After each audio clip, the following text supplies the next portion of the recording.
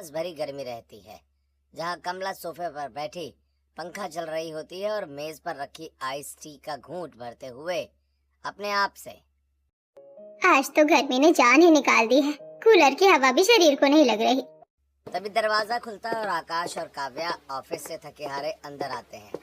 काव्या के हाथ में एक नया लैपटॉप का बैग होता है, जिसे देख कमला, अरे बहू, ये क्या तुम्हारे हाथ में नया लैपटॉप? क्या इस महीने की सैलरी मिल गई जो तुमने इतना बड़ा खर्चा कर डाला? अरे नहीं मम्मी जी, अभी सैलरी मिलने में तो 4 दिन बाकी है। ये नया लैपटॉप मैंने खरीदा नहीं है, बल्कि ऑफिस वाले ने मुझे इनाम के तौर पर दिया है, क्योंकि मैंने पिछले महीने बहुत अच्छा काम किया था। हाँ माँ, काव्या की कंपनी ने इसके काम की बहुत तारीफ की है और पूरे ऑफिस के सामने से ये तोहफा दिया है। तभी पिंकी अपने कमरे से सच धज कर बाहर निकलती है। उसने काव्या का कीमती परफ्यूम लगाया होता है और काव्या के ही झुमके पहने होते हैं। तभी लैपटॉप देखकर वो, अरे वाह भाभी, ये तो बहुत ही शानदार लैपटॉप है, एकदम स्लिम और स्टाइलिश। क्या ये आप मेरे लिए लाई है? मुझे अपने कॉलेज प्रोजेक्ट के लिए इसकी बहुत जरूरत थी। अरे नहीं छुटकी, ये तेरे लिए नहीं है, बल्कि तेरी भाभी का इनाम है। इसे ऑफिस के काम के लिए इस्तेमाल करना है। तू अपना पुराना वाला लैपटॉप ही इस्तेमाल करना। ननन जी, आपके पास से जो खुशबू आ रही है वो तो बिल्कुल मेरे परफ्यूम जैसी है। और ये झुमके, ये तो वही है जो आकाश जी ने मुझे पिछले साल सालगिरह पर दिए थे। हाँ भाभी, आपका परफ्यूम और झुमके सच में बहुत अच्छे हैं। मुझे आज पार्टी में जाना था तो मैंने सोचा कि इन्हें लगा लेती हूँ। आप तो वैसे भी घर पर ही रहने वाली थी। लेकिन ननन जी, आपने बिना मुझसे पूछे मेरा सामान निकाल लिया। कम से कम एक बार कह तो दिया होता। वो झुमके मेरे लिए बहुत खास है। अरे बहू, छोटी सी बात का बतंगड़ क्यों बना रही है? पिंकी तेरी ननंद है, कोई पराई थोड़ी ना है। अगर उसने तुझे बिना पूछे लगा लिया तो क्या हो गया? भला तुझ में और तेरी ननंद में फर्क ही क्या है? कोई फर्क नहीं है मम्मी जी, मैं तो बस। तो फिर ठीक है, आपसे बहस बंद करो। अब जल्दी से जा किचन में खाना बना, मुझे बहुत तेज भूख लग रही है।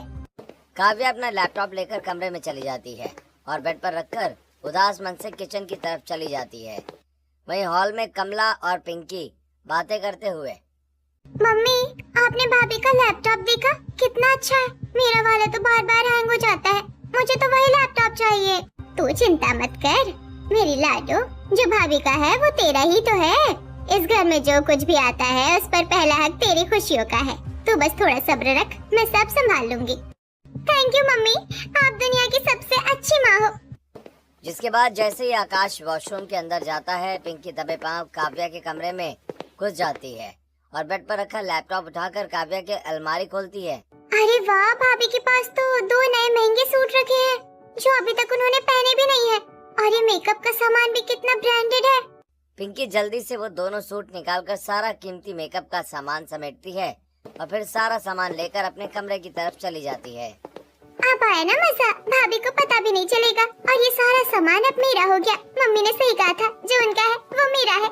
जिसके थोड़ी देर के बाद काव्या डाइनिंग टेबल पर खाना लगा देती है, जहां आकाश और कमला पहले से बैठे होते हैं। काव्या किचन से रोटियां लेकर आ रही होती है तो वो काफी थकी हुई दिखती है। अरे वाह बहू, आज तो तूने बड़ी जल्दी खाना बना दिया, वरना रोज तो तू ऑफिस का बहाना बनाकर देरी कर देती है। हाँ मम्मी जी, आज ऑफिस में काम भी ज्यादा था और मुझे अपने नए लैपटॉप का सेटअप भी करना है। मैंने सोचा जल्दी खाना बना देती हूँ, तो थोड़ा समय मिल जाएगा लैपटॉप चेक करने का। तभी पिंकी डाइनिंग हॉल में आती है। उसने वही नया सूट पहना हुआ है जो काव्या की माँ ने उसे पिछले हफ्ते तोहफे में दिया था। तभी काव्या की नजर उस पर पड़ती है और वो चौंक कर, मम्मी देखिए, ये सूट मुझ पर कैसा लग रहा है? मुझे तो इसका रंग बहुत पसंद आया। भाभी, आप मुझे ऐसे क्या देख रही हो? ननन जी, ये सूट तो मेरा लग रहा है, वही सूट जो मेरी मम्मी ने मुझे पिछले हफ्ते मेरे जन्मदिन पर दिया था। मैंने तो अभी तक इसकी तह भी नहीं खोली थी। हाँ भाभी, ये आपका ही सूट है। मैंने आपकी अलमारी में से निकाला है क्योंकि मुझे लगा कि ये मुझ पर ज्यादा जचेगा। आखिर हम एक ही साइज के तो हैं। अरे ननन जी, लेकिन ये तो मेरी मम्मी का दिया हुआ तोहफा था। आपने बिना बताए मेरी अलमारी से कैसे निकाल लिया? ये तो गलत बात है। अरे फिर से वही रोना शुरू कर दिया। ननंद है तुम्हारी, एक सूट ले लिया तो क्या पहाड़ टूट पड़ा? कौन सी तुम्हारे पास कपड़ों की कमी है? अलमारी भरी पड़ी है तुम्हारी। मम्मी जी, बात कपड़ों की नहीं, जज्बात की होती है, पर शायद आप नहीं समझेंगी। चलिए खाना खाइए वरना ठंडा हो जाएगा। डाइनिंग टेबल पर सन्नाटा छा जाता है।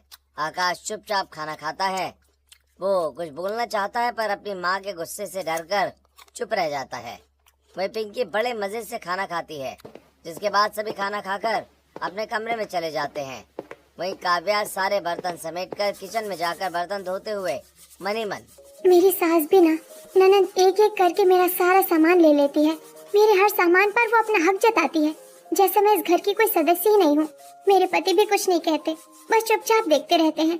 मम्मी ने कितने प्यार से वो सूट दिया था, मैंने एक बार भी नहीं पहना और ननद जी ने उसे झूठा कर दिया। इतना सोचकर काव्या बर्तन धोकर किचन साफ करती है और अपने कमरे की तरफ बढ़ते हुए अपने आप से, चलो ठीक है, अब अपनी ननद की वजह से अपना दिमाग और खराब नहीं करती, मुझे लैपटॉप सेट करना है। इतना सोचकर काव्या अपने कमरे में पहुंचती है। आकाश वहीं बैठा होता है। फिर वो बेड पर अपना लैपटॉप ढूंढती है। वो बेड की चादर भी हटाती है और तकिए के नीचे भी देखती है, पर उसे लैपटॉप कहीं नहीं मिलता। तभी वो घबराते हुए अलमारी खोलती है। अरे ये क्या, लैपटॉप यहाँ बेड पर रखा था, कहाँ गया? आकाश, क्या आपने मेरा लैपटॉप कहीं और रख दिया है? अरे नहीं, मैंने तो लैपटॉप को हाथ भी नहीं लगाया। जरूर वो लैपटॉप ननद जी ही लेकर गई होंगी। उनके अलावा इस घर में और कौन मेरी चीजों को बिना पूछे हाथ लगा सकता है? अरे तुम ये क्या कह रही हो? पिंकी ऐसा क्यों करेगी? शायद मम्मी ने कहीं सुरक्षित रखने के लिए रख दिया होगा। तुम बेकार में शक कर रही हो। हाँ, मैं अच्छी तरह जानती हूँ उन्हें। उन्हें मेरी जो भी चीज पसंद आती है वो बिना सोचे समझे उसे अपना बना लेती है। मैं अभी जाकर देखती हूँ। काव्या गुस्से में पिंकी के कमरे में जाती है और पिंकी वहाँ नहीं होती। तभी वो तुरंत कमला के कमरे की तरफ मुड़ती है। जरूर इस समय वो मम्मी जी के पास ही होंगी और दोनों मिलकर मेरी चीजों की नुमाइश कर रही होंगी। काव्या कमला के कमरे के दरवाजा थोड़ा खुला देखती है, जहाँ अंदर से पिंकी के हंसने की आवाज आ रही होती है। तभी वो खिड़की के अंदर झांक कर देखती है। देखो मम्मी, ये लैपटॉप कितना अच्छा है। इसमें मूवी देखने का मजा ही कुछ और होगा। भाभी के पास तो फालतू में पड़ा रहता, उन्हें तो बस काम करना आता है। हाँ बेटी, ये लैपटॉप ना तेरे ऊपर ज्यादा अच्छा लगेगा। तो इसे चलाएगी तो ज्यादा पढ़ी लिखी और मॉडर्न लगेगी। तभी काव्या अंदर आकर, अरे मम्मी जी, ये लैपटॉप ऑफिस वालों ने मुझे इनाम में दिया था ताकि मैं और अच्छा काम कर सकूं। तू तो वैसे ही अच्छा काम करती है बहू, इसमें लैपटॉप का क्या लेना देना। और अगर तेरी ननद लैपटॉप ले लेगी तो क्या ही हो जाएगा। मम्मी जी, आप हर बार ऐसे ही करती हैं। मुझे जो भी चीज मिलती है या कोई मुझे गिफ्ट करता है, आप उसे ननद जी को दिलवा देती हो। देख बहू, ये तेरी ननद ही तो है और आखिर कब तक इस घर में रहेगी? कुछ दिनों की तो और बात है, फिर शादी होकर अपने घर चली जाएगी। काव्या अपनी सास की बात सुनकर बेबस महसूस करती है। उसे पता है कि यहाँ बहस करना बेकार है। वो चुपचाप कमरे से बाहर निकल जाती है। वहीं उसके जाने के बाद पिंकी अपनी माँ से, देखा मम्मी कितनी घमंडी है भाभी। एक तो आप उन्हें इस घर में नौकरी करने दे रही हो, पैसे कमाने दे रही हो और वो सैलरी भी आपको नहीं देती। और मैं जरा सा कुछ ले लेती हूँ तो अपना हक जताने आ जाती है, जैसे कि मेरा इस घर पर कोई हक ही नहीं है। ऐसे ही दिन बीतता है और एक दिन मोहल्ले में खबर फैली है कि आज पिंकी को लड़के वाले देखने आ रहे हैं। मोहल्ले की औरतें बाहर खड़ी बातें कर रही होती हैं। अरे सुनो, आज कमला की बेटी पिंकी को देखने लड़के वाले आ रहे हैं। बेचारे जो भी होंगे बहुत पछताएंगे। क्यों शीला बहन, ऐसा क्या हो गया? पिंकी तो देखने में बड़ी सीधी सादी लगती है। अरे वही तो दुख है, पिंकी बड़ी लालची, नखरेबाज और जलनखोर है। वो अपनी भाभी से ही जलती है, उसका सारा सामान छीन लेती है। ऐसी लड़की जिस घर जाएगी वह कलह मचाएगी। वहीं दूसरी तरफ घर के हॉल में हलचल मची हुई है। कमला इधर उधर भाग रही है। बहू, जल्दी कर, लड़के वाले पहुंचने वाले होंगे। तूने वो डिनर सेट निकाला कि नहीं जो मैंने कहा था? और जूस के गिलास ठीक से साफ किए हैं ना? मम्मी जी, मैं वही ढूंढ रही हूँ। वो डिनर सेट जो मेरे भैया ने मुझे जन्मदिन पर दिया था वो मिल नहीं रहा है। मैंने अलमारी में ही रखा था पर वहाँ है ही नहीं। अब इस वक्त ये सब बातें मत कर, जो मिल रहा है उसी में चाय नाश्ता लेकर आ। पिंकी तैयार हो गई है, उसे बाहर लेकर आना है। जिसके थोड़ी देर के बाद लड़के वाले अंदर आकर सोफे पर बैठ जाते हैं। वहीं काव्या चाय नाश्ता लेकर आती है। वो देखती है कि नाश्ता उसी डिनर सेट में परोसा गया है जिसे वो ढूंढ रही थी। अरे ये तो वही डिनर सेट है जो इतने दिनों से मैं ढूंढ रही थी। मम्मी जी ने इसे यहाँ छुपा कर रखा था ताकि पिंकी के सामने इसका इस्तेमाल कर सके। भाई साहब, आपका घर बहुत अच्छा है और नाश्ता भी बहुत स्वादिष्ट है। पिंकी बेटा, तुम क्या करती हो? अपनी पढ़ाई के बारे में कुछ बताओ। जी अंकल, मैं अभी अपनी ग्रेजुएशन पूरी कर रही हूँ और मुझे घर के कामों में भी बहुत रुचि है। बहुत अच्छी बात है, हमें ऐसी ही लड़की चाहिए जो घर और परिवार को जोड़ कर रखे। समीर, तुम्हें पिंकी पसंद है ना?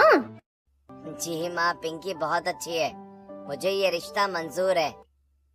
समीर के इतना कहते ही रिश्ता पक्का हो जाता है और लड़के वाले शगुन देकर चले जाते हैं।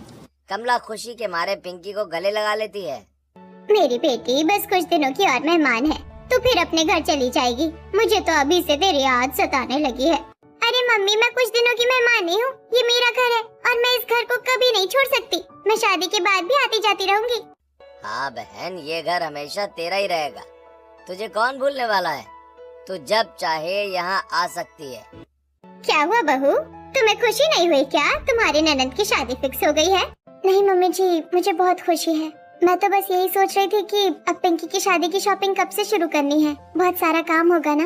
हाँ भाभी, जिस दिन आपकी सैलरी मिलेगी ना, उसी दिन मैं अपनी शॉपिंग शुरू करूंगी। मैंने बहुत बड़ी लिस्ट बनाई है और मैं अपनी सारी शॉपिंग आपके ही पैसों से करूंगी। हाँ ननद जी, आप अपने पैसे बचाना और मेरे पैसे खर्चा करना। तो क्या तू अपनी इकलौती ननद के लिए एक महीने की सैलरी भी कुर्बान नहीं कर सकती? काव्या खामोश हो जाती है। उसे पता है कि अब उसकी पूरी मेहनत की कमाई पिंकी की शॉपिंग की भेंट चढ़ने वाली है।